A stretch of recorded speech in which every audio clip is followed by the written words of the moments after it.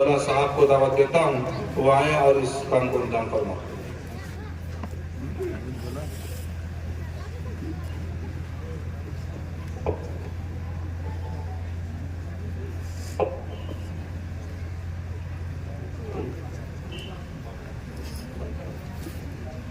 السلام علیکم ورحمۃ اللہ وبرکاتہ۔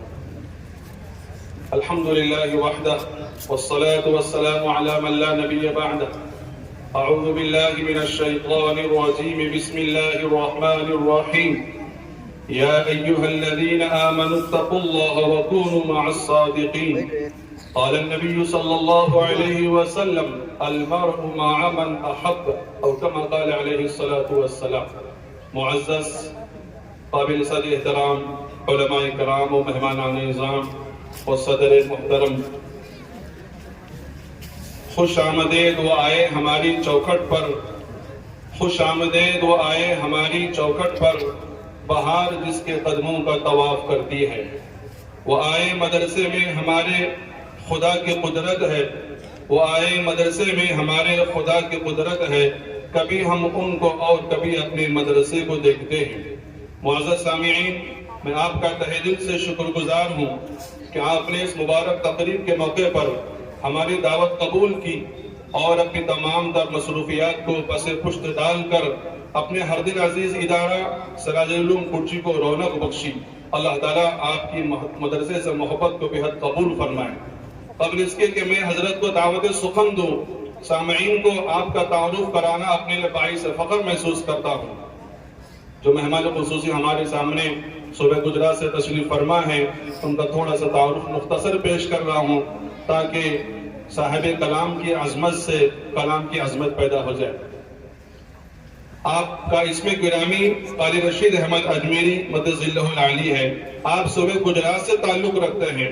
آپ کے والد گرامی حضرت شیخ مولانا محمد رضا صاحب اجمیری رحمۃ اللہ علیہ ہیں، جنہوں نے دارالعلوم اشرفیہ میں 50 سال تک صحیح بخاری کا درس دیا۔ فجزاہم اللہ احسن الجزاء وجعل الجنۃ مثوا۔ حضرت قاری صاحب بہترین حافظ قرآن، قاری خوش الحان بھی ہیں۔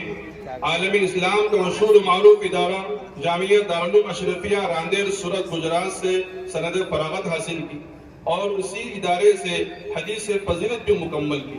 بڑی خوبی کی بات یہ ہے کہ اس وقت سے لے کر آج تک حضرت قاری صاحب اپنے مادر علمی میں حدیث کی خدمت مسلسل انجام دے رہے ہیں۔ 1997 سے آج تک اصح الکتب بعد کتاب اللہ تحت عظیم السماء صحیح البخاری اور جلالین جیسے عظیم کتابیں آپ کے زیر درس ہیں۔ آپ صوبہ گجرات کے امیر شریعت ہیں اور 2023 میں جمعیت العلماء گجرات نے حضرت کی ملی خدمات کو سراہتے ہوئے آپ کو شیخ الہند کے لقب سے نوازا۔ اللہ حضرت کی عمر دراز فرمائے، اللہ ہمیں حضرت سے بھرپور فائدہ اٹھانے کی توفیق عطا فرمائے، آمین۔ اسی کے ساتھ حضرت شیخ الاسلام رحمۃ اللہ دام برکاتہم روحانی اعتبار سے پیر طریقت، رہبر شریعت اور حضرت علامہ مولانا محمد اسماعیل صاحب واڑی نقشبندی UK قطب برطانیہ کے خلیفہ و مجاز بھی ہیں۔ آپ کی ہر بات قرآن و حدیث کی روشنی میں ہوتی ہے، جس کا اندازہ آپ کو حضرت کے کلام سے ہو جائے گا۔ آپ کا ایک طرف یہ علمی دبدبہ ہے تو دوسری طرف اللہ نے آپ کو تقوی کے بڑے اونچے مقام پر پہنچایا ہے۔ آپ کامیاب معلم کے ساتھ بہترین محدث اور اعلیٰ درجے کے مصلح و مربی بھی ہیں۔ امت کے بے شمار طالبین و سالکین آپ سے مستفیض ہو رہے ہیں اور قلبی و روحانی سکون حاصل کر رہے ہیں۔ اب میں اپنے کلام کو طول دیے بغیر شیخ الحدیث و تفسیر سے ادباً عرض کرتا ہوں، اول کہ اپنی قیمتی ملفوظات سے ہم تمام کو محظوظ فرمائیں۔ تم آ گئے ہو تو کچھ چاندنی سی روحانی باتیں ہوں، تم آ گئے ہو تو کچھ چاندنی سی روحانی باتیں ہوں، زمین پر چاند کہاں روز روز اتر آتا ہے۔ لہذا میں تمام سامعین سے گزارش کرتا ہوں حضرت کو غور سے سنیں۔ میں نے تمہیں آواز دی بڑے ناز کے ساتھ، میں سامعین سے کہہ رہا ہوں میں نے تمہیں آواز دی ہے بڑے ناز کے ساتھ، تم بھی آواز ملا دو میری آواز کے ساتھ۔ سنیں گے انشاءاللہ حضرت کو غور سے، سنیں گے انشاءاللہ، آخر تک بیٹھیں گے اور حضرت جو تقاضے پیش کریں گے اس کو اپنے چولی دامن میں داخل کریں گے۔ اللہ تعالیٰ آپ کے بیٹھنے کو قبول فرمائے، مزید اور قربانی دے اور حضرت کے کلام کو بغور سماعت فرمائے۔ اب حضرت سے میں ادباً گزارش کرتا ہوں کہ اپنی قیمتی ملفوظات سے ہم تمام سامعین کو محظوظ فرمائیں۔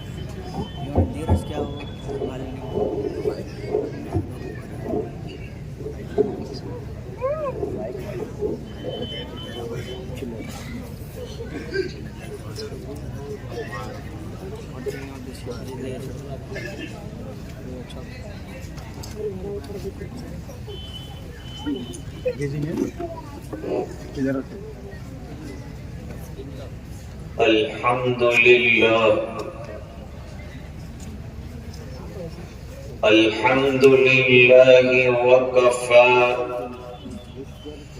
وسلام على عباده الذين اصطفى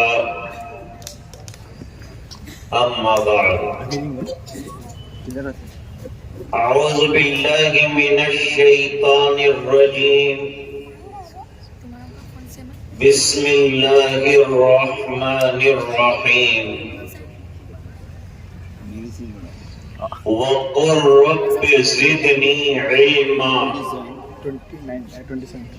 صدق الله العظيم وقال النبي صلى الله عليه وسلم إن الله يرفع بهذا الكتاب أقواما وَيَدَعُ بِهِ آخَرِينَ أو كما قال عليه الصلاة والتسليم وصدق رسوله النبي الأمي الكريم اللهم صل على سيدنا محمد وعلى آل سيدنا محمد وبارك وسلم۔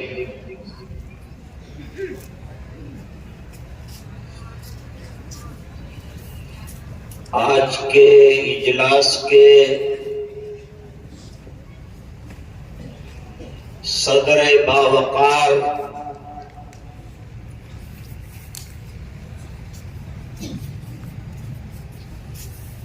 حضرت مفتی عبدالعزیز صاحب دامت برکاتہم العالیہ،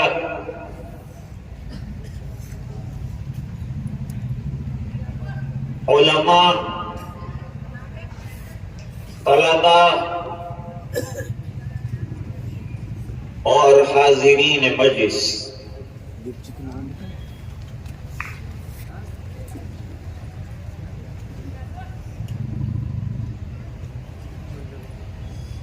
میرے لیے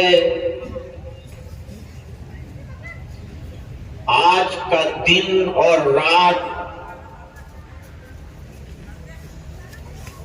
بڑی مسعود و باسعادت رہی۔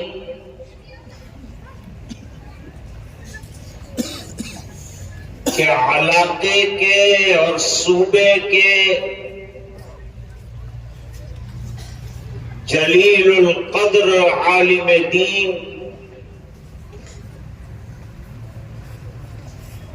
حضرت مفتی صاحب دامت برکاتہم العالیہ سے ملاقات کا شرف حاصل ہوا۔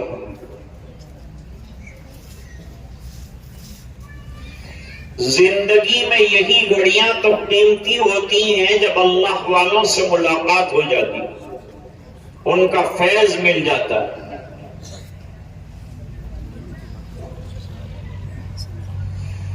سونے پر سہاگا یہ کہ حضرت کے مواعظ سے مستفید ہونے کا بھی موقع اللہ نے عطا فرمایا۔ اللہ تعالی حضرت کی عمر کو صحت کے ساتھ دراز فرمائے اور پورے علاقے کو قدر کرنے اور حضرت سے فیض یاب ہونے کی سعادت عطا فرمائے۔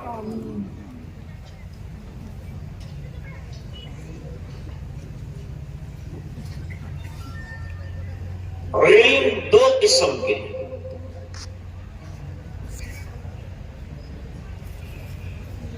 ایک وہ علم ہے جس کو قرآن اور حدیث میں بیان کیا گیا ہے،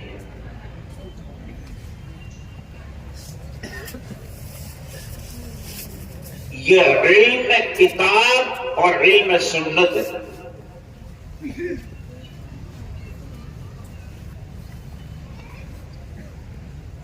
اس علم کی خوبی یہ ہے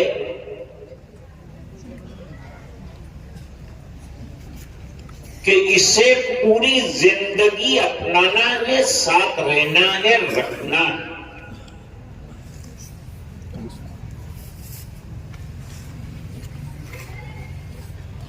جو ورلڈلی ایجوکیشن ہوتا دنیا کا، مٹیریالزم کا جو علم ہے، اسے تو علم کہنا مشکل ہے، اسے تو فن کہنا چاہیے۔ وہ فنون ہے، یہ علوم ہے۔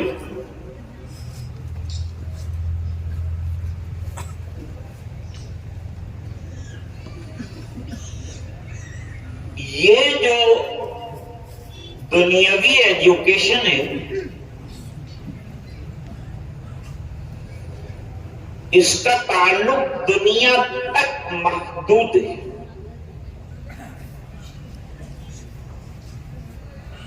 جیسے آپ نے ڈگری حاصل کی تو کیا ہوگا؟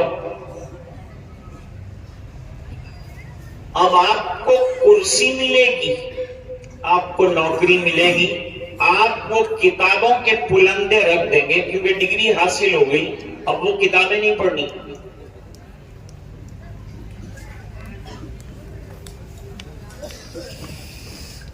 یہ کتابیں آپ کو ڈگری، کرسی، نوکری دلاتی ہیں۔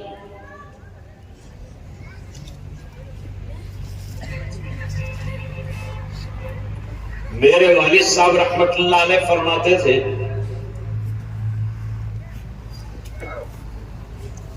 کہ دنیا کا ایجوکیشن دنیا میں رہنے کے لیے وقت کا ایک تقاضا اور ضرورت ہے، جیسے بیت الخلا ایک ضرورت ہے۔ بیت الخلا سے محبت کوئی نہیں رکھتا، ضرورت ہے، فارغ ہوئے نکل گئے بھول گئے۔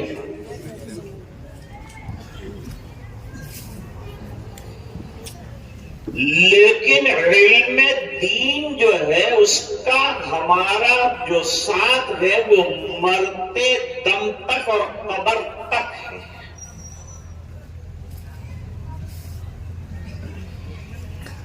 وہ علم دنیاوی اعتبار سے فائدہ دے گا، دنیا میں درجے دلائے گا اور قرآن جنت دلائے گا۔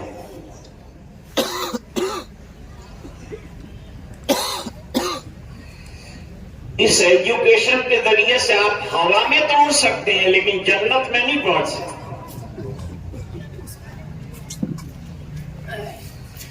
جنت میں جانے کے لیے آپ کو قرآن والا لفٹ لینا پڑے گا۔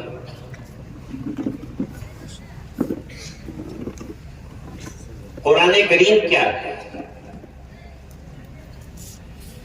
عبداللہ بن مسعود رضی اللہ تعالیٰ عنہ فرماتے ہیں قرآن کریم حبل اللہ ممدود من السماء، جنت سے اور آسمان سے لٹکایا گیا ایک رسہ ہے، جسے کوئی تھام لے گا تو رسہ جب کھینچا جائے گا تو جہاں سے چھوڑا گیا ہے وہاں پکڑنے والا پہنچ جائے گا۔ اس کو میرے والد صاحب رحمت اللہ علیہ موجودہ دور میں یہ رسی شاید پرانی اصطلاح ہے نا، اس لیے نئی اصطلاح جدید لوگوں کے لیے بیان کرتے تھے کہ لفٹ سمجھ لو، یہ اللہ کا چھوڑا ہوا جنت کا لفٹ ہے، جو یہ لفٹ میں بیٹھ جائے گا، صحیح بٹن دبا دے گا، جنت میں پہنچ جائے گا۔ اللہ تعالیٰ قرآن میں فرماتے ہیں وَاعْتَصِمُوا بِحَبْلِ اللَّهِ جَمِيعًا وَلَا تَفَرَّقُوا، اللہ کی رسی کو مضبوطی کے ساتھ تھام لو اور اختلاف نہ کرو۔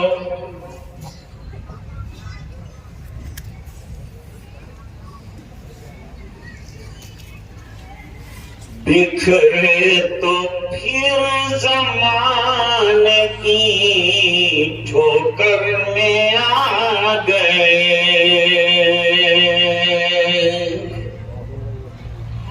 اور متحد ہوئے تو زمانے پہ چھا گئے۔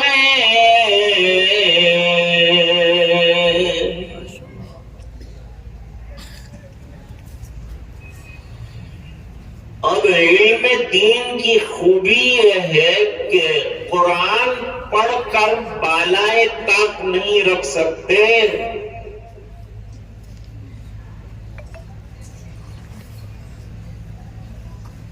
ابھی حضرت نے فرمایا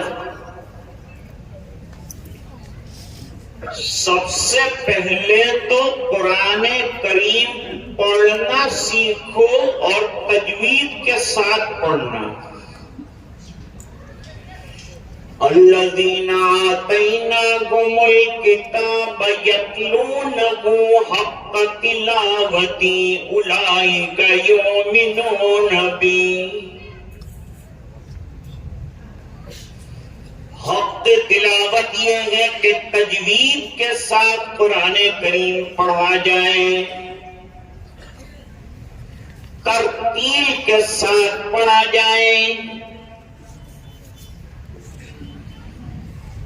جب اللہ کے یہاں پہنچیں گے تو وہاں بھی یہی کہا جائے گا کہ ترتیل کے ساتھ پڑھو، جیسے کہ دنیا میں ترتیل سے پڑھتے تھے تو ترتیل سیکھی نہیں ہوگی تو اللہ کے یہاں پڑھیں گے کیسے؟ اس لیے یہ مدرسے ہیں کہ تجوید کے ساتھ قرآن کریم پڑھنا سیکھا جائے۔ اب ایک بات سنو، یہاں پڑھے لکھے لوگ بھی بیٹھے ہیں، دنیا کی کوئی کتاب کے پڑھنے کا کوئی اسپیشل ایٹیٹیوڈ نہیں ہوتا، کتاب لی پڑھنا شروع کر دیا، سرے بازار کھڑے ہو گئے، پڑھ رہے ہیں کتاب، کوئی اس کا پروناؤنسیشن لا تو نہیں، بس اخبار پر بات یاد آ گئی، مقرر کی تقریر نہ ہو وہاں تک نہ پڑھا ہوا اخبار ہے، وہ تقریر ہونے کے بعد پڑھا ہوا اخبار ہے جس کو کوئی نہیں پڑھتا، اس میں کھمن اور چنے اور وہ سب ماندا جاتا ہے۔ اہل کرسی سے مجھے یہ امید نہیں، اس لیے کہ 50 تو علماء اور 200 حفاظ اور 2 بڑے ادارے اور اولیاء کی بستی، سبحان اللہ، کیا قسمت پائی آپ نے، کیا نصیبہ پایا ہے آپ نے۔ چھوڑ بے سنتے ٹائم کو تو اخبار پڑھنے کے لیے کوئی وضو کرنا ضروری نہیں، کوئی ادب سے بیٹھنا ضروری نہیں، لیکن قرآن کریم پڑھنے کے لیے وضو بھی کرنا پڑے گا، ادب سے بیٹھنا بھی پڑے گا، اور پڑھنا بھی کیف متفق نہیں ہوگا، بلکہ ترتیل اور تجوید کے قوانین کو سامنے رکھ کر قرآن پڑھنا ہے۔ یہ اسپیشل قرآن کریم کی خصوصیت ہے۔ اب ایک بات اور سنو، قرآن کریم پر تو حضرت نے کلام کی ہدایت دی ہے، میں کلام کروں تو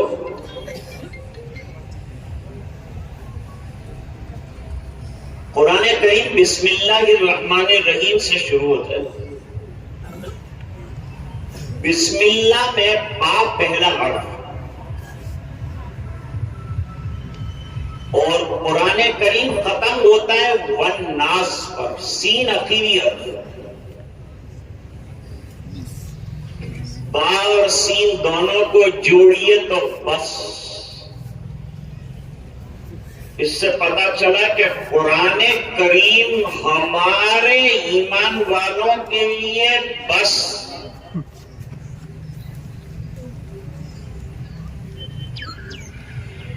آپ کہیں سمجھتے ہیں بی اے ضروری ہے، کہیں بی کام ضروری ہے۔ وہ ایک طلبہ کا گروپ جا رہا تھا، ٹرک کے اندر بیٹھا، سردار گاڑی چلا رہا،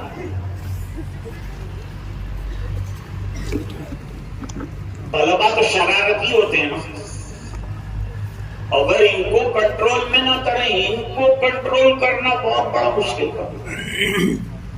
یہ تو اساتذہ کا دل گردہ ہے اور ان کی صلاحیتیں تو ان کو کنٹرول میں رکھتے ہیں۔ تو کالج کے اسٹوڈنٹس تھے، انہوں نے سردار جی کو پوچھا آپ کو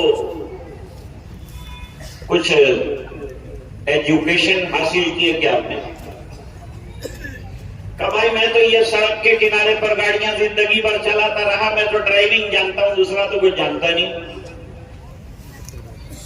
تم لوگوں نے کیا پڑھا، تم کیا کر رہے ہو؟ کہا ہم تو بی اے کر رہے ہیں۔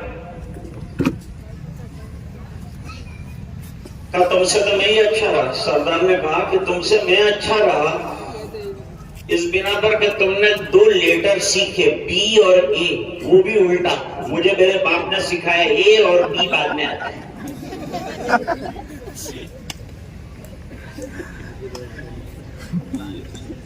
یہاں علماء تشریف رکھتے ہیں، ایک باریک نکتہ عرض کرنا ہے۔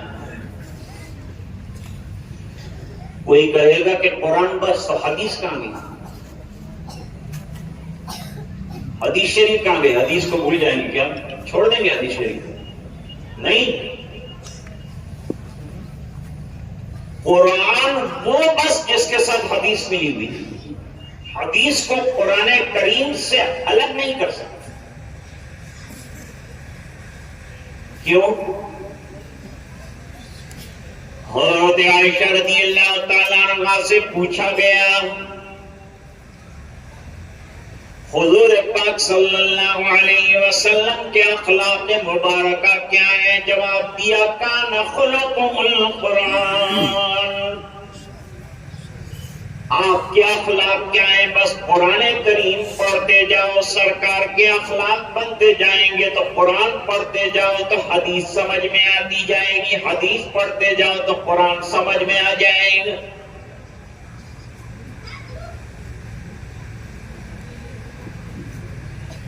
معلوم ہوا کہ حدیث مبارکہ لپٹی ہوئی ہے قرآن کریم کے ساتھ۔ قرآن بس یعنی حدیث اور قرآن دونوں۔ قرآن کیا کہتا ہے؟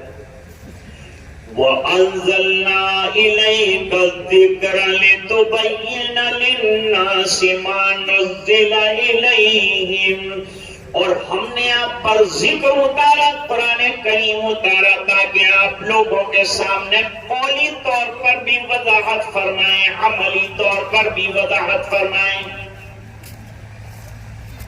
سرکار ممبر پر کھڑے ہوئے نماز پڑھنے کا طریقہ سکھائیں، ممبر بنوایا سرکار نے، خاص ممبر پر کھڑے ہوئے اور کھڑے ہو کر نماز کا تحریمہ باندھنے سے پہلے فرمایا صلو کما رأیتمونی اصلی، نماز ایسے پڑھو جیسے مجھے دیکھتے ہو نماز پڑھتے ہوئے۔ آج ہماری نماز شکل نماز ہے، حقیقت نماز اور اصل نماز نہیں رہ گئی، رسم ادا روگ بلالی نہ رہی، فلسفہ رہ گیا تلقین غزالی نہ رہی، مسجد مرثیہ خان نمازی نہ رہے، یعنی وہ صاحب اوصاف حجازی نہ رہے۔ تو قرآن کریم اور حدیث ہماری زندگیوں کے لیے بس، لیکن تھوڑا ٹھہر جائیے اور بس کو ذرا الٹا کر دیجیے، کیا ہو جائے گا؟ سب۔ تو قرآن سب بھی ہے، قرآن بس بھی ہے۔ وہی قرآن کریم کی خدمت مدرسہ انجام دیتا ہے۔ بنیادی چیز اگر مدرسے میں دیکھی جائے اور جڑ دیکھی جائے تو وہ قرآن کریم ہے۔ اب آئیے ایک قدم اور آگے بڑھائیں کہ علم کہتے کس کو ہیں؟ علم دین کی بات کر رہا ہوں۔ علم کسے کہتے ہیں؟ حضرت مفتی محمد شفیع صاحب رحمت اللہ علیہ، جن کی معارف القرآن اور علماء استفادہ کرتے ہیں، ان کی علماء کی ایک مجلس بیٹھی ہوئی، علماء کی مجلس میں حضرت نے سوال کیا علم کسے کہتے ہیں؟ اب بڑوں کے سامنے چھوٹوں کا بولنا بے ادبی ہو۔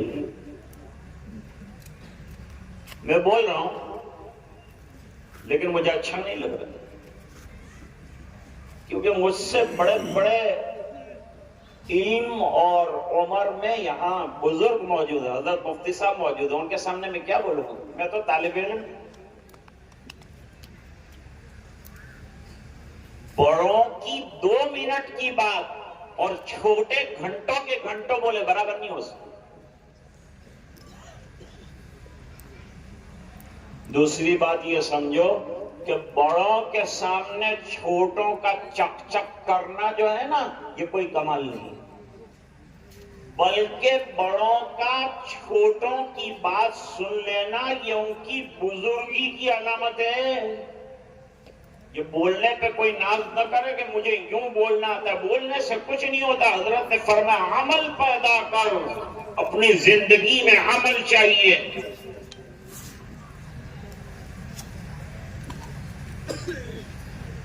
صحابہ کو سورہ بقرہ یاد کرنے میں 8 سال کیوں لگے؟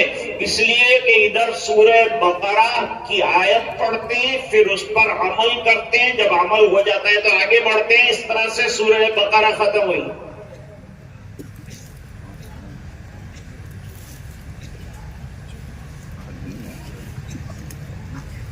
ہم ختم کر دیتے ہیں، کیا تو میں نے ختم کر دیا، یہ ختم کر دیا یہ اچھا لفظ نہیں۔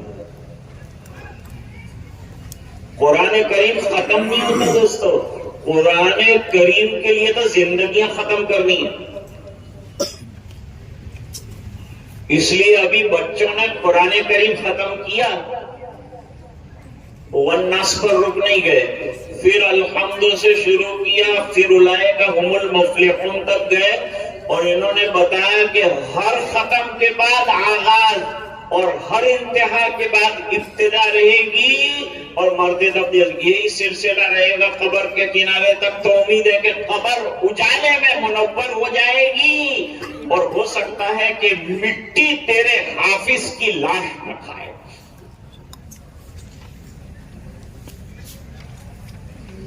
میں ایک واقعہ سناتا ہوں۔ مدینہ منورہ میں ایک بزرگ تھے جنہوں نے ڈابیل میں پڑھا ہے، حضرت مفتی عبدالعزیز صاحب بہت اچھی طرح سے جانتے ہوں، یہ پرانے قدیم علماء میں سے اس لیے وہ تمام کو جانتے ہوں۔ حضرت مولانا بدر عالم صاحب مہاجر مدنی قدس سے مدینہ منتقل ہو گئے تھے. پہلے ڈابیل میں پڑھا رہے تھے, پھر وہ مدینہ منورہ منتقل ہو گئے.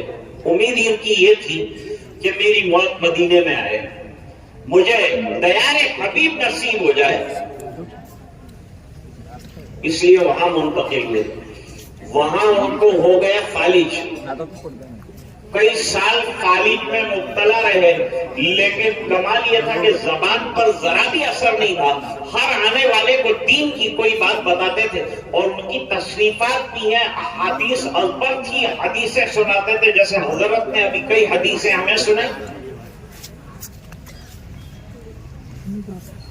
مولانا بدر عالم صاحب کا انتقال ہوا تمنا کے مطابق مدینہ منورہ میں, اور بقیع غرقد میں دفنایا گیا.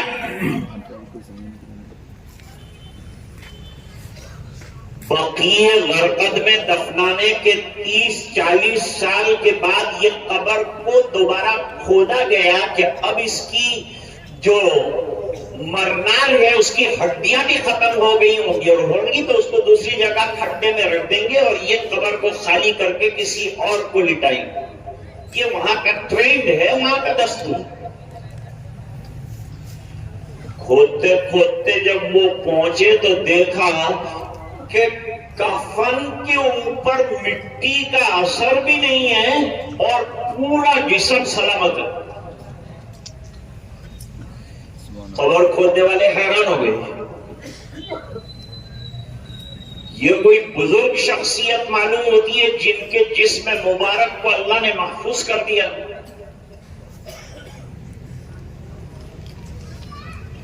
تحقیق کرو. قبر تو تحقیق کرنے کے بعد مولانا آفتاب عالم کے پاس گئے, ان کے بیٹے تھے, اب ان کا بھی انتقال ہو گیا. مولانا آفتاب عالم سے کہا کہ یہ شخصیت کون ہے؟ کہا میرے والد صاحب. اچھا, یہ بڑے بزرگ معلوم ہوتے ہیں اس بنا پر کہ 40 سال کے بعد ان کے جسم کو مٹی نے کھایا نہیں ہے. جسم کا احترام کر رہی ہے مٹی. تو کیا عمل کرتے تھے؟ کہا وہ تو معذور تھے عرصے سے, زبان سے بس قرآن کریم پڑھتے تھے اور کچھ بھی نہیں. وظائف پڑھتے تھے, نماز اشارے سے پڑھتے تھے. لیکن ایک کام کرتے, ذرا سنو بس. کام یہ تھا ان کا کہ جب کوئی حافظ قرآن کریم ملاقات کے لیے آتا تو وہ معذور ہونے کے باوجود اپنے پیروں کو سمیٹ لیتے تھے اور کہتے تھے جیسے قرآن شریف کی طرف پیر کرنا بے ادبی, حافظ قرآن کی طرف پیر کرنا بھی بے ادبی. اس ادب اور احترام کے نتیجے میں قبر میں لٹائے گئے تو اللہ تعالیٰ نے نعش مبارک کو محفوظ فرمایا. رمضانی حافظ نہیں ہونا چاہیے. اکثر حافظ اپنی فخریہ بات بیان کرتے ہیں, مولانا مجھے تو اتنا یاد ہے کہ اس رمضان میں اٹھایا قرآن تو پھر دوسری رمضان میں اٹھاتا ہوں. یہ کمال نہیں ہے, تو عیب کی بات. قرآن چھوڑنے کی چیز نہیں ہے, قرآن پڑھنے کی کتاب ہے, اور ہر وقت پڑھنے کی کتاب ہے. اور عزیزو, کل سے شروع کرو, گھر میں قرآن کریم, گھر میں انوار آئیں گے, رحمتوں کی برکھا ہوگی. یہ حدیث میں مضمون موجود ہے, حضرت امام بخاری رحمت اللہ تعالی علیہ نے ذکر کی ہے. تو حضرت مفتی محمد شفیع صاحب رحمت اللہ علیہ نے سوال کیا کہ بھئی علم کسے کہتے ہیں؟ کسی نے کہا دانستن یعنی جاننا. علم کے معنی جاننا. فرمانے یہ تو سب جانتے ہیں, یہود بھی جانتے ہیں, نصارہ بھی جانتے ہیں. یہ جاننا تو کوئی جاننا نہیں ہوا, اس کا نام علم نہیں. فرمایا علم نام ہے ایسے چیز کا جو انسان کو عمل پر ڈالے بغیر نہ چھوڑے.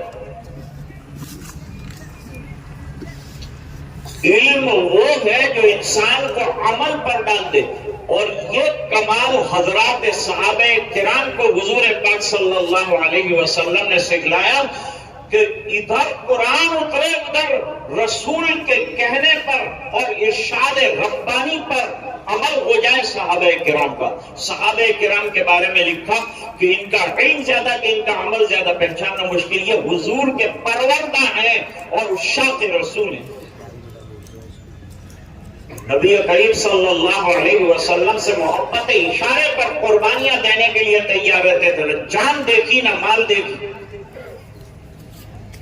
دوستو، دین کی بقا کے لیے جان بھی لگانی ہے اور دین کی بقا کے لیے پیسہ بھی لگانا۔ پیسہ فضول چیزوں پر اڑانا چھوڑ دو، حلال کمائی رکھو، سود سے بچاؤ اپنے آپ کو، جھوٹ سے بچاؤ جیسے حضرت نے فرمایا، قمار بازی سے اپنے آپ کو بچاؤ، شراب سے بچاؤ، ناجائز چیزوں سے اپنے آپ کو بچاؤ۔ دین دو چیزوں کا نام ہے، اچھے اعمال کرنا، برے اعمال سے اپنے آپ کو بچانا۔ یہ ایک مستقل موضوع ہے۔ اپنے معاملات کو درست کرو۔ آج ہمارے معاملات بہت زیادہ گڑبڑ والے ہو گئے،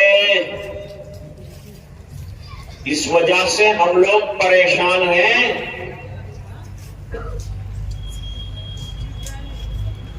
ابھی فلسطین کی جنگ چل رہی، ابھی سیز فائر کا آرڈر آیا ہے، وہ بھی یہود تھک گیا، اسرائیل تھک گیا، سانس لینا چاہتا ہے، اس لیے سیز فائر ہوا۔ پوری دنیا کا پریشر ہے کہ جنگ بند کی جائے، مظلوموں کا قتل عام بند کیا جائے۔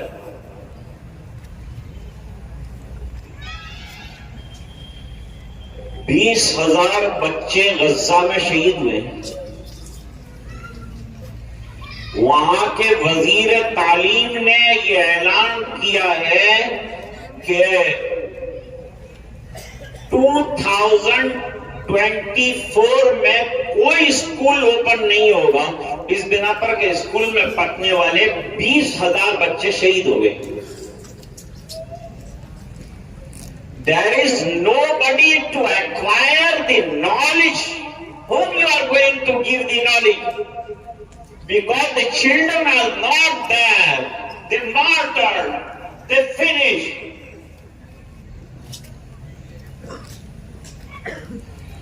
لیکن ان کے جذبہ ایمانی کو سلام کرنا پڑے گا۔ اتنا ہونے کے باوجود وہ یہ کہتے ہیں میرا جیالا کام بھی آیا تو مقدس سرزمین فلسطین کے کام آیا، اور دوسرے ہوتے تو بھی قربان کر دیتے، جیسے صحابہ ایک کے بعد ایک گھر کے افراد کو شہید ہوتا ہوا دیکھتے تھے، لیکن رسول کی محبت میں میں بھی اور باپ بھی، شوہر بھی، برادر بھی فدا، عائشہ دی تیرے ہوتے ہوئے کیا چیزیں ہیں غم۔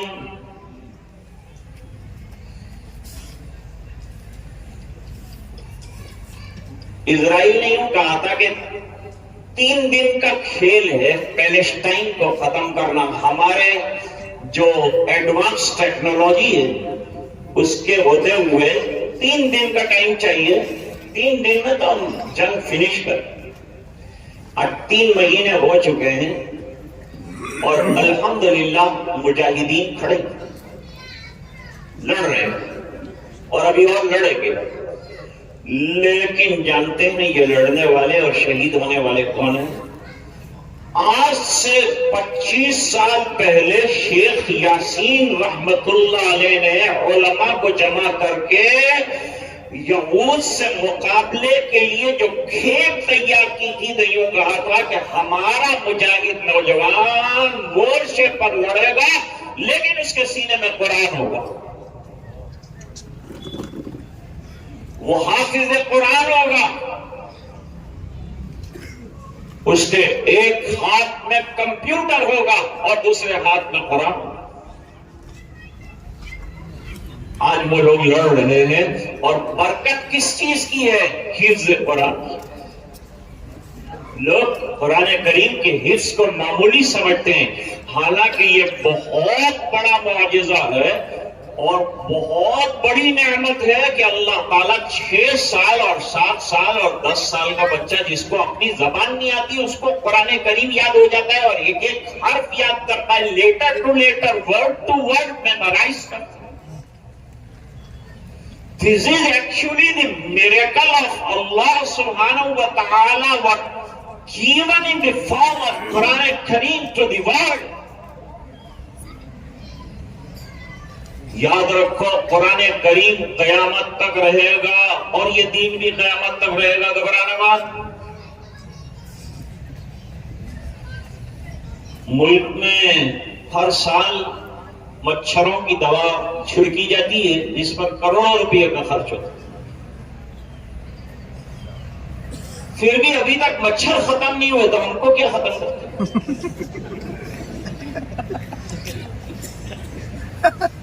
ہماری بقا کا تو قرآن میں وعدہ ہے, لیکن شرط یہ ہے کہ ہم حقیقی ایمان والے بن جائیں. وَلَا تَهِنُوا وَلَا تَحْزَنُوا وَأَنْتُمُ الْأَعْلَوْنَ إِن كُنتُم مُّؤْمِنِينَ.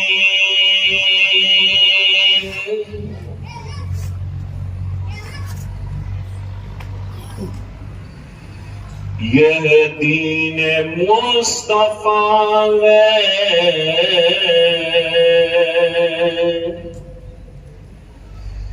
مٹایا نہ جائے گا.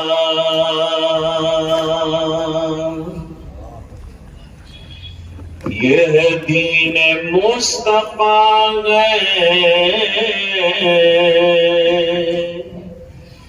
مٹایا نہ جائے گا. اور دنیا سے یہ چراغ بجھایا نہ جائے گا.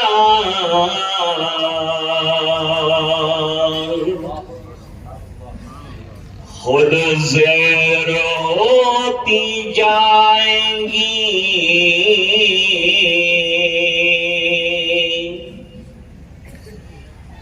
مزور آندھیاں.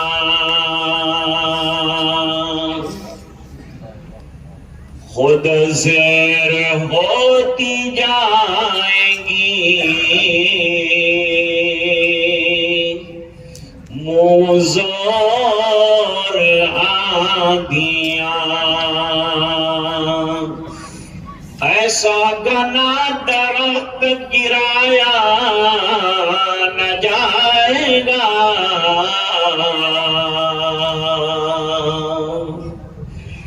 نور خدا کفر کی حرکت پہ خندزن, بھوکوں سے یہ چراغ بجھایا نہ جائے گا.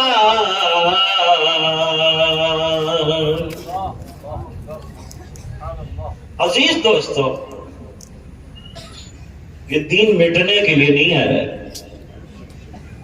اگر میں اور آپ عملی زندگی نہیں گزارتے, قرآن کی عملی تفسیر نہیں بنتے تو ہمیں راستے سے ہٹا دیا جائے گا. وَإِن تَتَوَلَّوْا يَسْتَبْدِلْ قَوْمًا غَيْرَكُمْ ثُمَّ لَا يَكُونُوا أَمْثَالَكُمْ. اور اگر تم نے روگردانی کی, قرآن کریم پر عمل نہیں کیا, سنتوں پر عمل نہیں کیا, تو تمہیں ہٹا کر نئی قوم پیدا کریں گے اور وہ بہترین کام کریں گے. لیکن دین برقرار رہے گا.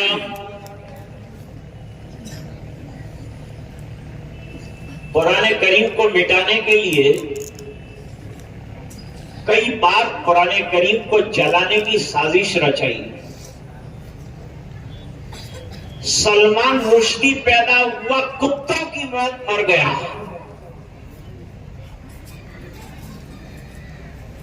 وہ نسرین پیدا ہوئی، اس کی بدکاریاں پڑھ کر لوگ تھوکتے تھے اس کو کہ کہاں یہ نسرین اور کہاں محبوب کبریا اور تاجدار مدینہ کا مقام.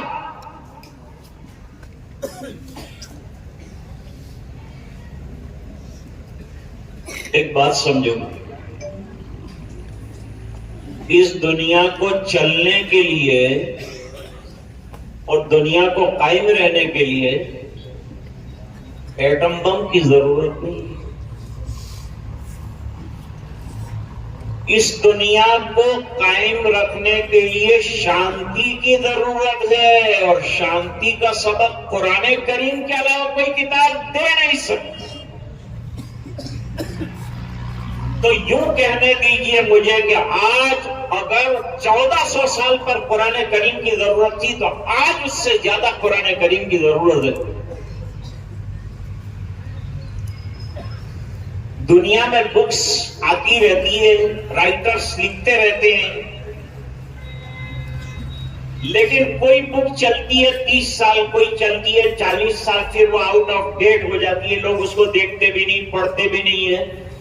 ایک قرآن کریم ایسا ہے کہ 1400 سال کے بعد اس کی ڈیمانڈ ابھی اتنی بڑھ گئی ہے کہ دوسری کوئی کتاب اس کا مقابلہ نہیں کر سکتی. اتنی مانگ ہے دنیا میں قرآن کریم کی، تو دوسری کتابیں بوڑھی ہو کر آؤٹ آف ڈیٹ ہو گئی اور قرآن جوان ہو رہا ہے.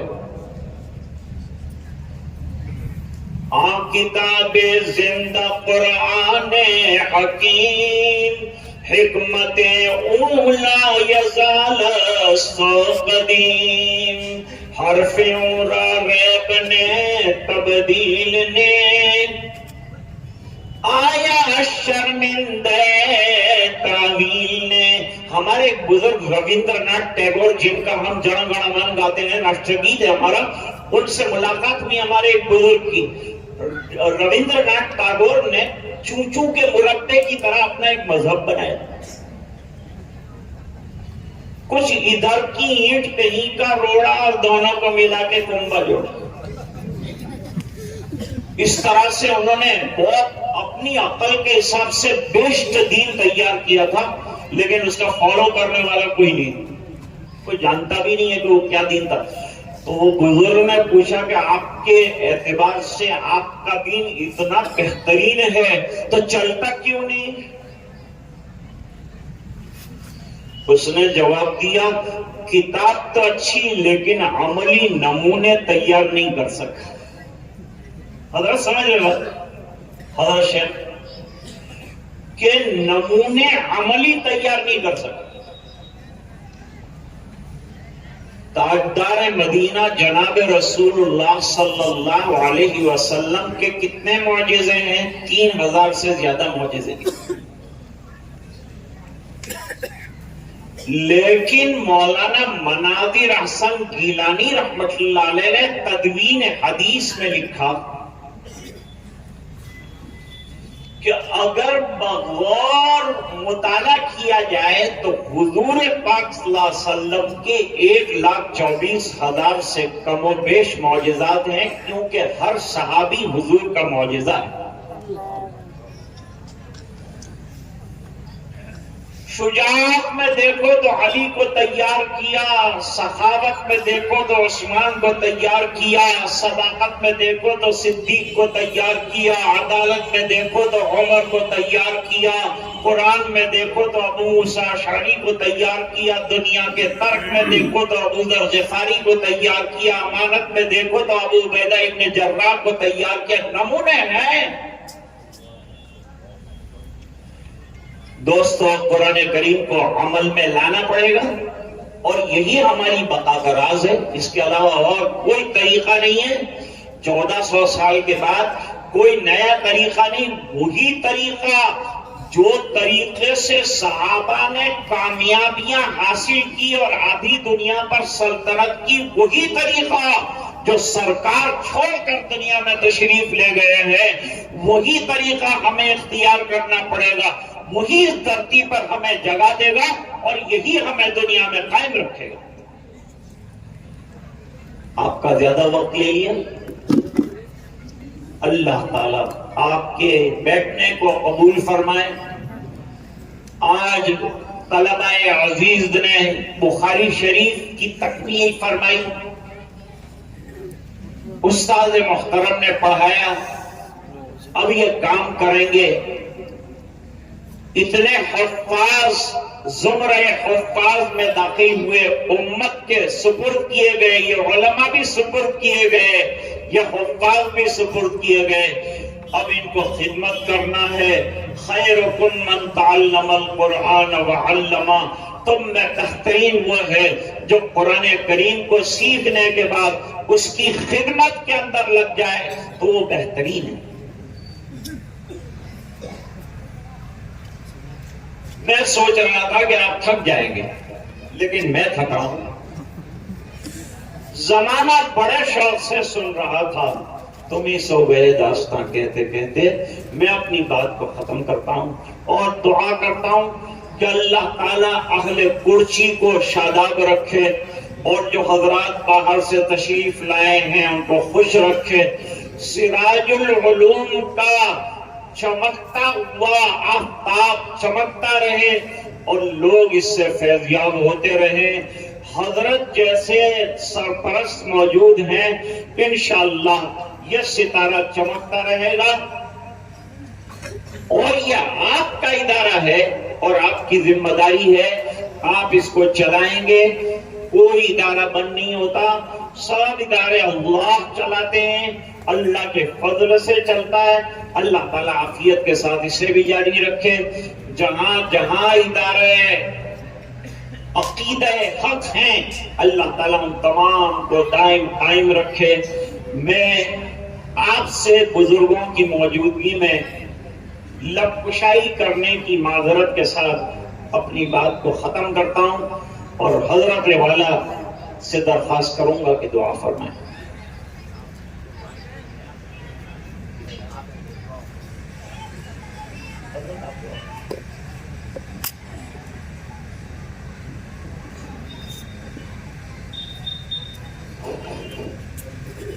اور اس کے کہ دعا پر ہمارے مجلس کا اختتام ہو، میں آپ حضرات کے سامنے ہمارے اس ادارے سراج العلوم کی مختصر سی تعلیمی کارگزاری پیش کرتا ہوں کہ ہمارے اس ادارے میں الحمدللہ ولا الہ الا اللہ واللہ اکبر ولا حول ولا قوة الا باللہ العلی العظیم۔ اللہم صل علی سیدنا محمد وعلی آل سیدنا محمد وبارک وسلم۔ رب اغفر وارحم وانت خیر الراحمین۔ ربنا آتنا فی الدنیا حسنہ وفی الآخرۃ حسنۃ وقنا عذاب النار۔ اللہم نور قلوبنا بنور القرآن وزین اخلاقنا بنور القرآن وادخلنا الجنة بالقرآن ونجنا من النار بالقرآن۔ اللہم اجعل القرآن ربیع قلوبنا نور صدورنا وذہاب غمومنا وغمومنا۔ اللہم اعنا علی تلاوت القرآن وذکرک وشکرک وحسن عبادتک۔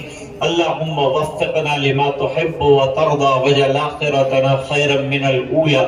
یا حی یا قیوم برحمتک نستغیث اصلح لنا شاننا کلہ ولا تکلنا الی انفسنا طرفۃ عین۔